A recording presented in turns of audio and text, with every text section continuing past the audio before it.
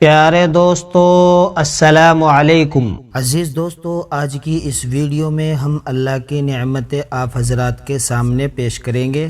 غرض اللہ تعالیٰ نے بنی اسرائیل کی صحیح و سالم سمندر کے پار اتار دیا، مگر جب فرعون اور اس کے لشکروں نے ظلم اور شرارت کے لیے ان کا پیچھا کیا تو دیکھتے ہی دیکھتے سب غرق ہو گئے، اور یوں اللہ نے ان کو باغوں، چشموں اور عالی شان محلوں سے نکالا، اور پھر ان ظالموں پر نہ آسمان رویا اور نہ زمین، اور بنی اسرائیل کو ان چیزوں کا مالک بنا دیا اس لیے کہ وہ صبر کرتے تھے۔ من و سلویٰ کی نعمتیں۔ سمندر سے پار ہو کر یہ لوگ مصر کے ریگستانوں میں سفر کر رہے تھے۔ اللہ تعالیٰ نے انہیں دھوپ کی تکلیف سے بچانے کے لیے ان پر ابر کا سایہ کر دیا، اور ان کے کھانے کے واسطے من و سلویٰ بھیج دیا۔ ان کو 12 قبیلوں میں تقسیم کر دیا، اور ہر ایک کے لیے پانی کا ایک چشمہ مقرر کر دیا، مگر زیادہ دیر تک وہ ان چیزوں پر صبر نہ کر سکے، اور گیہوں اور ساگ، ککڑیاں، لہسن، مسور اور پیاز کی خواہش کی۔ حضرت موسیٰ علیہ السلام نے مجبوراً انہیں شہر جانے کی اجازت دے دی۔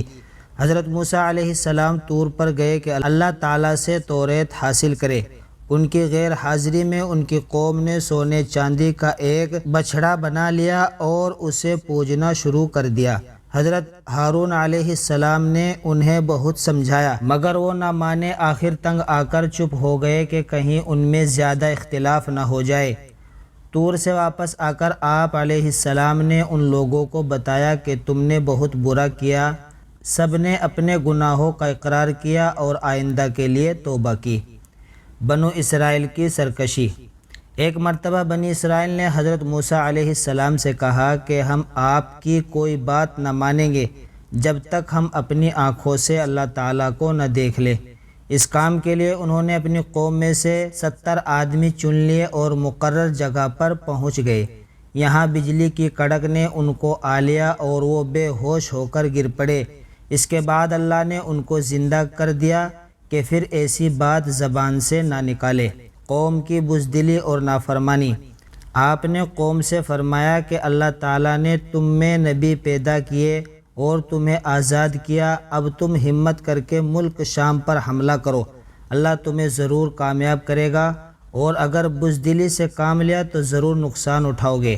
مگر ان لوگوں نے صاف انکار کر دیا اور کہا وہاں کے رہنے والے بڑے بہادر اور جواں مرد ہیں، اور اگر وہ اپنے آپ اس ملک کو خالی کر دے تو ہم ضرور اس ملک پر قبضہ کر لیں گے، ورنہ آپ جانیں اور آپ کا خدا ہم تو یہاں سے 1 انچ آگے نہیں بڑھیں گے۔ آپ ان کا جواب سن کر بہت ناراض ہوئے اور دعا کی، اے میرے پروردگار، مجھے اور میرے بھائی کو ان نافرمانوں سے الگ کر دے۔